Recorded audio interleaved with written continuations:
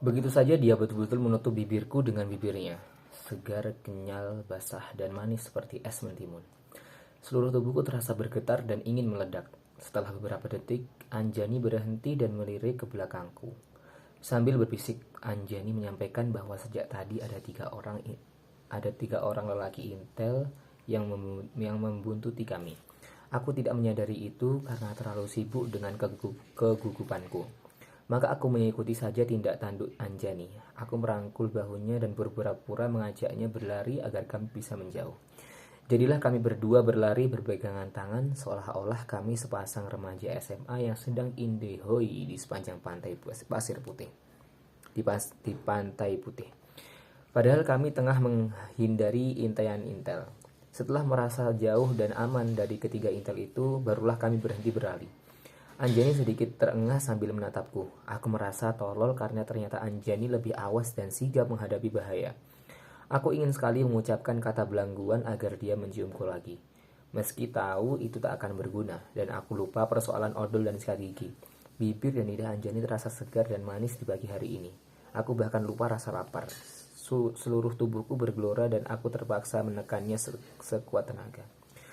Mereka sudah mengikutimu sejak kamu jalan sendirian ke arah pantai, kata Anjani di antara deru napasnya. Aku kurang awas, terlalu terpesona oleh pagi hari. Jawabku seadanya dan sama sekali tidak peduli dengan para intel itu. Kita harus menyusul mereka. Anjani menunjuk arah warung. Aku mengangguk dan bertanya-tanya pada diriku diriku sendiri, kapan aku bisa menciumnya lagi. Anjani menggapit lenganku dan mengajak aku berjalan bergabung dengan kawan-kawan lain. Insiden tiga lalat yang membutuhkan kami itu segera kami laporkan pada Kinan. Sudah kuduga, Kinan tak terkejut mendengar cerita kami karena dia sudah memperhatikan gerak-gerik para intel.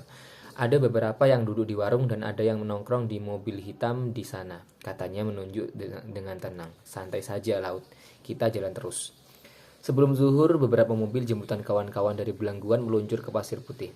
Kinan membagi-bagi kelompok keberangkatan ke dalam mobil kijang abu-abu dan beberapa kol sewaan yang sekaligus menjadi pengelompokan penginapan kami di rumah-rumah petani. Ketiga monyet tak habis-habisnya tersenyum lebar dan semakin sengit cuitannya ketika Kinan memasukkan Anjani ke dalam kelompok kami. Aku tak berkutik, antara bingung karena pasti sulit berfungsi sebagai manusia biasa selama Anjani berada dalam radius yang terlalu dekat denganku, dan juga girang berharap aku bisa membalas ciuman rasa es mentimun itu. Kami naik mobil kijang abu-abu tanpa banyak tanya karena Kinan, seperti seorang kepala sekolah, sudah menghalau kami untuk segera masuk mobil dan duduk tanpa banyak protes. Kinan duduk di depan, di sebelah Mas Yono, putra sulung Pak Subroto, tokoh desa yang selama ini menjadi penghubung kami dengan warga Belangguan. Aku duduk di dekat jendela. Lantas Sunu menyusul di belakangnya Anjani ikut masuk, sedangkan Alex, Daniel, dan Gusti duduk di kursi belakang. Mau tukar tempat dengan Kujan? Sunu bertanya dengan wajah polos. Kapan-kapan akan kutabuk wajahnya. Anjani tersenyum dan mengangguk, tersenyum lebar. Sunu keluar dari mobil dan mempersilahkan Anjani masuk dan duduk di sebelahku. Anjani duduk dengan santai di sebelahku dan meletakkan ransel kecilnya di dekat kakinya. Dengan beberapa pasang mata memperhatikan dari sudut mata sembari tersenyum-senyum. Aku tak punya pilihan selain melihat keluar jendela. Mobil tumpangan kami bergerak dan dari jendela aku melihat Bram, Julius, Dana, dan sang penyair masih mengurus kelompok lain di mobil kol sewaan untuk membuntuti kami ke Belangguan. Perjalanan dari Pasir Putih ke Belangguan masih akan memakan waktu 3 jam, dan aku tak pernah membayangkan apa yang ada di hadapan kami. Mungkin karena kami sudah sarapan, aku merasa wajah kawan-kawan nampak cerah dan optimistik. Hanya Anjani yang sesekali melihat keluar jendela dan ke belakang. Aku menyentuh jarinya agar dia lebih tenang. Anjani menatap ke depan sambil membalas sentuhan jari-jariku. Kita harus berpura-pura tidak tahu bahwa mereka ada di belakang kita, kataku sambil menatap ke depan. Anjani mengangguk, tapi mobil itu dekat sekali mengekor di belakang kita. Kinan sudah tahu, bisikku. Seolah dengan adanya Kinan segalanya bakal beres dan aman sentosa. Santai Jani, kata Kinan. Mereka tahu bahwa kita sudah tahu. Jadi ini seperti teater belaka. Iya mbak, Anjani mengangguk. Ingat aksi kita di Ngawi? Tanya Sunu tiba-tiba. Sengketa lahan petani yang diambil alih perusahaan. Goal itu strategi Kinan, Mas Bram, dan Julius yang mendampingi petani yang diintimidasi aparat. Aku tidak ikut Anjani menimpali, tapi Naratama bercerita bagaimana serunya aksi Ngawi. Aku tak sadar ketika tiba-tiba aku saja melepas jari-jari Anjani dan entah bagaimana secara otomatis aku melemparkan pandangan keluar jendela. Mengira-ngira mengapa pada setiap tiang listrik di kota manapun akan selalu ada rentengan burung-burung yang bertengger tanpa takut kesetrum. Aku ingat banyak yang ikut yo, 200, 300 orang. 250, Daniel menyambar dari kursi belakang, termasuk wartawan lokal solid. Kami semua bersembunyi dan Julius keluar dengan megafon memberi kode. Dan tiba-tiba saja para petani muncul hampir 1.000 orang. Sunu bercerita dengan bersemangat. Aku tersenyum melihat Sunu yang mencoba memvisualisasikan bagaimana petani yang bersembunyi di gorong-gorong dan muncul begitu saja mengejutkan polisi dan tentara yang berjaga-jaga, mengantisipasi kedatangan kami. Mereka tak menyangka akan begitu banyak petani yang berani melawan. Anjani mendengarkan dengan atentif dan sesekali tertawa mendengar cerita Sunu. Bagaimana dia dan Julius berbicara dengan tegas bahwa mereka harus ke DPRD untuk menyampaikan agar pengambilan lahan harus ditunda. Julius mengatakan itu sambil melotot, padahal sebetulnya dia berdebar-debar. Aku pegang tangannya yang gemetar, kata Sunu terkekeh-kekeh. Kinan tanpa ikut tersenyum, tanpa ikut tersenyum tanpa berkomentar dan sesekali bertanya pada Mas Yono, rute mana yang lebih aman untuk mencapai Belanguan. Di kursi belakang, Alex dan Gusti mulai berdebat soal penggunaan blitz dalam pemrotetan dan Daniel sudah jelas akan ada di pihak Alex. Pencahayaan lebih alamiah tanpa blitz tololmu itu, Daniel menggerutu. Ngerti opo sampean, ojo melok-melok. Gusti menidurkan tubuhnya dan memangku kamera lengkap dengan blitz kesayangannya. Anjani menoleh ke belakang, seperti ingin memastikan para lalat yang membututi kami. Mobil mereka sudah menghilang, kata Anjani. Dan kau Gusti, buang saja blitzmu. Barang itu bukan saja mengganggu yang diprotes, tapi juga terlalu menonjol untuk aksi seperti ini. Buang-buang piye toh, barang larang ki. Gusti menyekram kamera dan blitznya, lalu menyenderkan kepalanya. Sementara Alex menggeleng-geleng kepalanya. Aku merasa Anjani kembali menyentuh jari-jariku dan darahku terasa mengalir dengan deras ke segala arah. Ini agak gawat karena kami sedang beramai-ramai di mobil. Masa hanya karena disentuh kelingking perempuan saja aku menjadi panik dan ingin bercinta? Ini gila. Aku mencoba menahan gejolakku dengan mengajak Anjani berbincang tentang komik yang kubaca sejak kecil. Tentang buku-buku tentang buku-buku paling hebat yang ceritanya masih melekat di benakku. Tentang keinginanku suatu hari menerbitkan cerita-cerita pendekku. Ajaib, aliran darahku mulai normal, napasku mulai lebih tenang. Dan saat itulah Anjani menggenggam tanganku erat-eratnya dan aku menggenggamnya kembali tanpa terganggu oleh gejolak hatiku. Rombongan mobil Kijang dan Kol akhirnya tiba di Belangguan sekitar pukul 4 sore. Kinan sudah mengingatkan agar kami jangan keluar berbondong-bondong seperti pendukung sepak bola yang baru menghambur keluar stadion. Menurut Kinan, para intel masih mengikuti meski kini menghilang untuk sementara. Maka aku bersama Anjani, Sunu, dan Alex dan Daniel berjalan bersama-sama melangkah nyaris berjinjit agar tak terlalu berisik. Sementara kawan-kawan lain berpisah dalam kelompok kecil dan berjanji untuk bertemu di rumah Pak Subroto. Pak Subroto, seorang pria yang mungkin berusia 60 tahun, berkulit sawo matang, bertubuh gempal, dan berkumis itu adalah tokoh yang dihormati dan dituakan di area Belangguan. Dengan segera dia mengajak kami berkumpul dan duduk di atas tikar di dalam rumahnya. Bersama Mas Bram, Kinan, Julius, dan Dana, Pak Subroto menjelaskan secara teknis bagaimana cara 40 orang sebaiknya dibagi-bagi menginap di tempat penduduk dan menunggu saat yang tepat untuk diam-diam menanam jagung. Suasana berubah mencekam begitu saja. Pak Subroto menyampaikan bahwa beberapa mobil patroli sudah mondar-mandir dari kejauhan sejak tadi siang. Jumlah mereka kelihatannya cukup banyak dan kata Pak Subroto mengingatkan. Dia tenang meski wajahnya tetap wawas. Malam turun perlahan bagaikan tirai panggung berwarna hitam gelap. Terdengar suara jangkrik dan kodok sawah yang saling berbincang. Mungkin merasakan begitu banyak tamu asing yang mengerumuni Belangguan. Pada saat itulah Mas Bram memutuskan agar kami bergerak untuk menempati rumah-rumah penduduk dan menempati sampai situasi aman untuk menanam jagung. Kemungkinan kita akan menanam jagung setelah azan salat subuh. Kinan membagi 40 orang menjadi 5 kelompok yang rencananya akan tersebar di rumah-rumah penduduk. Tetapi Pak Subroto menyampaikan bahwa beberapa rumah petani di sebelah utara sudah dijaga banyak tentara. Maka akhirnya hanya 2 kelompok pertama yang saat ini menumpang di rumah petani dan kawan-kawan lain akan menyusul. Segera saja Kinan, Sunu, Alex, Daniel, Anjani, dan aku menjadi kelompok pertama yang berjalan menuju rumah Bu Sumantri.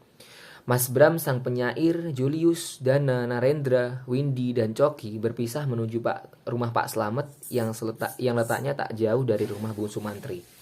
Kawan-kawan lain menanti di sebuah gubuk milik Pak Subroto yang digunakan sebagai penampungan yang terletak dekat pematang. Mereka menanti untuk menyebar diri jika keadaan sudah cukup aman. Kami berlari setengah berjingkit agar tak terlalu berisik menuju rumah Bu Sumantri yang hanya diterangi 3 buah lampu teplok. Bu Sumantri, seorang petani yang mungkin berusia 50 tahun, memiliki sepasang mata yang tajam dan suara yang lantang menanyakan apakah kami lapar, yang segera dijawab dengan Kinan dengan sopan. Tenang saja Bu, jangan repot. Daniel berbisik padaku bahwa dia sebetulnya cukup lapar karena memang sudah waktunya makan malam. Begitu laparnya, kata si manja itu, hingga dia sanggup memakan kami satu persatu. Kali ini aku tak bisa memarahi Daniel karena aku juga lapar. Kami semua belum sempat makan siang, tapi sungguh konyol memikirkan perut saat keamanan sudah di ujung tanduk. Kami semua duduk di atas tikar tanpa bersuara karena Kinan dan Sunu meletakkan telunjuk ke atas bibir. Tentara sudah mulai masuk dan mengecek rumah-rumah para petani satu persatu. Suara mereka yang membentak-bentak semakin lama semakin terdengar. Mereka menanyakan di rumah manakah para mahasiswa menginap. Dan tentu saja para petani berlagak heran.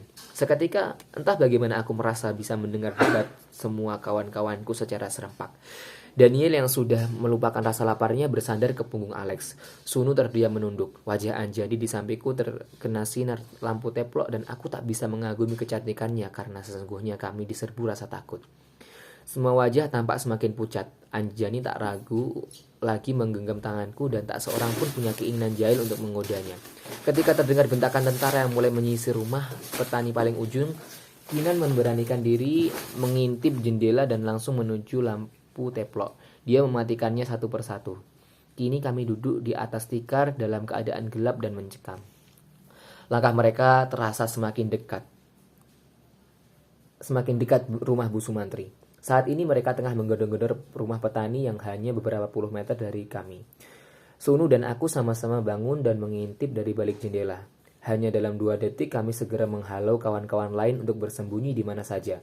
Di bawah dipan, di balik lemari, atau di bilik Bu Sumantri karena beberapa orang tentara tampak berjalan ke arah kami. Anjani yang bertubuh kecil entah bagaimana bisa menyelip di balik pintu dapur dan teman-teman lain sudah menyebar ke pojok rumah. Bu Sumantri kelihatan iba melihat kami. Tiba-tiba saja dengan nekat Bu Sumantri memutuskan keluar dari pintu belakang. Kami tak tahu apa yang dilakukan Bu Sumantri sampai akhirnya terdengar suara lengguhan sapi dan desah. Bu Sumantri mengusir sapi-sapinya. Aku penasaran dan menyelinap ke dapur mengintip apa yang dilakukan Bu Sumantri yang ternyata penuh taktik itu. Astaga, tiba-tiba saja kulihat seekor sapi yang lepas terdengar seruan Bu Sumantri yang berlari kecil di belakangnya. Sapiku, sapiku. Bedo. Si sapi seperti binatang yang mendadak pintar dan tahu situasi melangkah ringan, malah menjauh rumah Bu Sumantri ke arah ladang. Bu Sumantri lantas mengeluarkan suara yang sungguh pilu dengan mengatakan sapi itu kesayangannya yang sudah dipelihara sejak kecil. Sungguh ajaib, beliau bisa meratap dan terdengar isak-isak hingga beberapa intel yang tengah melangkah dengan muka garang itu akhirnya membantu mengejar si sapi lincah. Taktik Bu Sumantri mujarab. Beberapa intel yang semula akan masuk ke area rumah Pak Slamet dan Bu Sumantri lantas menjauh, seperti khawatir si sapi lincah akan mengganggu kegiatan intimidasi mereka. Kami menghela nafas. Begitu Bu Sumantri masuk kembali, sembari mengusap-usap air mata, Anjani memeluknya erat-erat. Ternyata sang ibu lebih rasional, seperti tak punya waktu untuk sentimental. Ia merepet dalam bahasa Jawa mengusir Anjani yang seakan tak mau melepas pelukannya.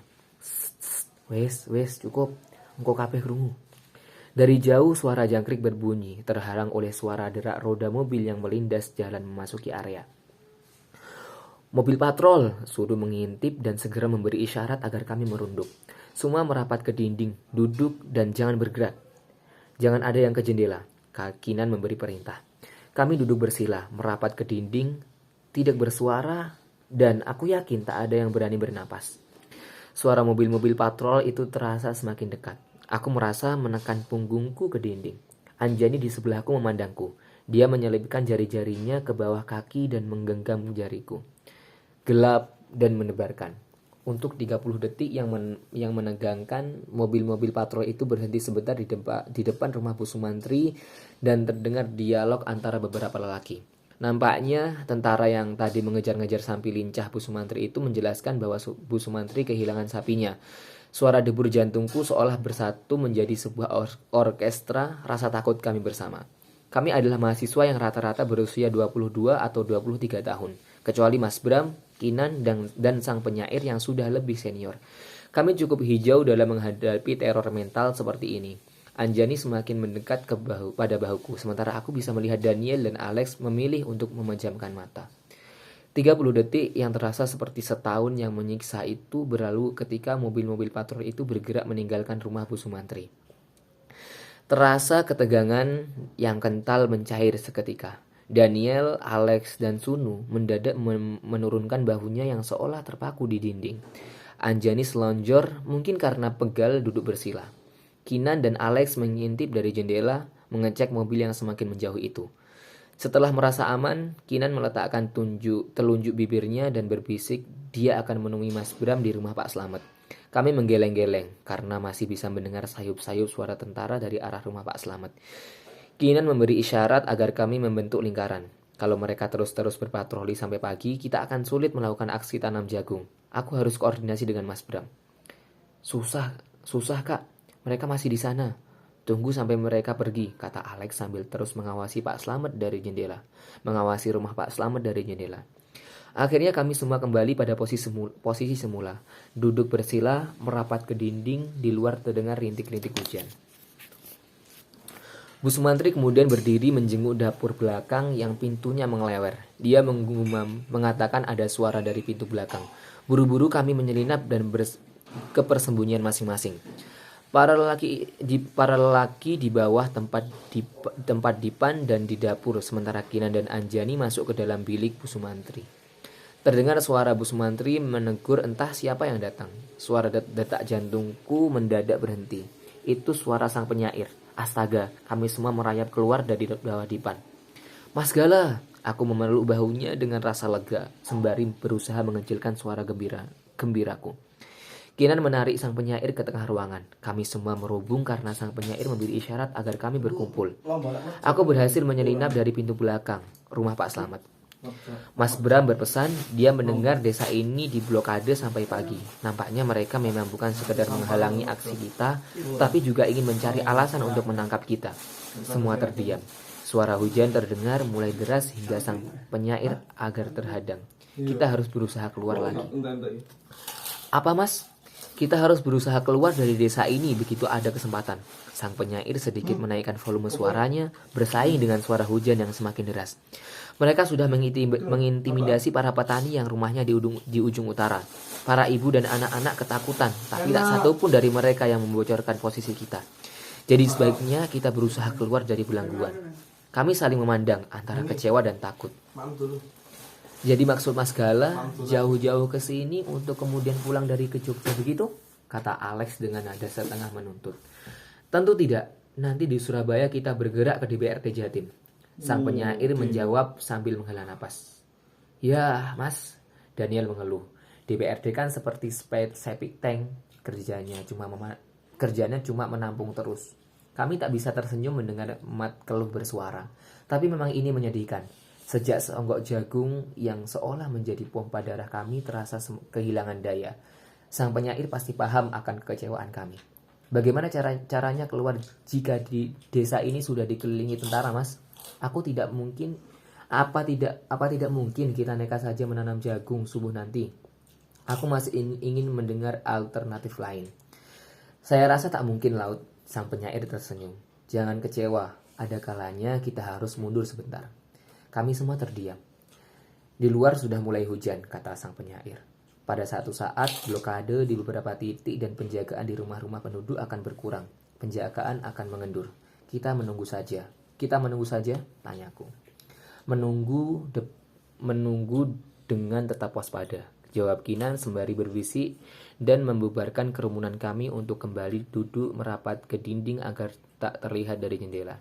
Sambil berduduk sila, sang penyair bercerita bahwa semua kawan-kawan di rumah Pak Slamet setuju dengan keputusan Bram. Kawan-kawan yang berada di rumah penampungan pasti akan paham karena Mas Ciono juga sudah memberitahu situasi terakhir. Sampai sekarang, setelah beberapa jam, hanya kita dan kawan-kawan yang berhasil masuk ke rumah penduduk. Yang lain masih di rumah penampungan Pak Subroto. Artinya, aksi ini tersendat. Kita harus keluar nanti subuh.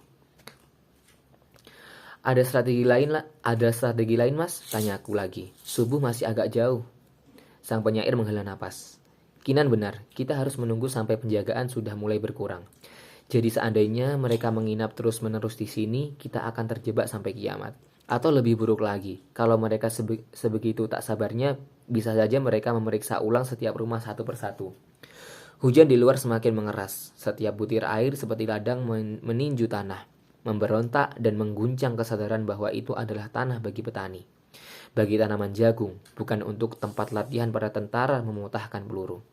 Aku melirik jam tanganku. Sudah pukul 10 malam. Hujan semakin menjadi-jadi, seolah langit menumpahkan seluruh persediaan air. Tak lama kemudian terdengar suara petir mulai menyambar. Tiba-tiba saja. Kita harus pergi sekarang. Kata itu meluncur begitu saja dari mulutku seolah bibirku memiliki hidupnya sendiri. Aku sendiri terkejut. Jangan-jangan ada setan yang sedang menghimpit tubuhku. Dan si setan itu yang berbicara. Maksudmu? Tanya Kinan.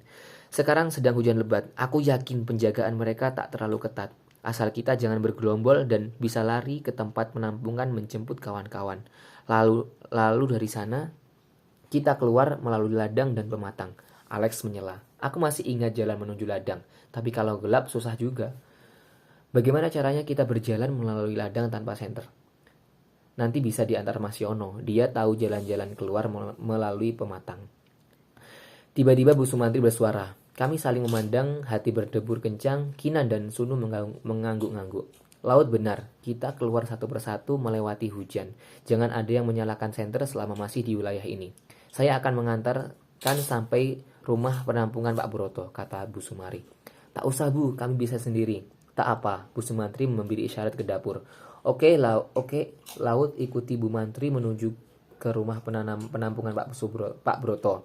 Diikuti Anjani, lantas Alex, Daniel. Jangan bergerombol. Kinan memberi instruksi.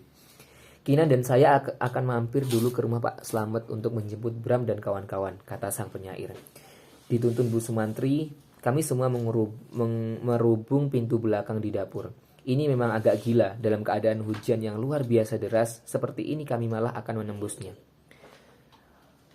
Luar biasa deras seperti ini, malah kami akan menembusnya. Sambil berjingkat, aku mengikuti Bu Mantri yang berjalan menembus guyuran hujan. Agak jauh di belakangku, Anjani mengikutiku. Karena kami tak menggunakan senter, agak sulit melihat dan mengenali jalan. Dan ternyata benar tebakanku. Dengan petir yang menyambar-nyambar seperti ini, para tentara kini tak kelihatan.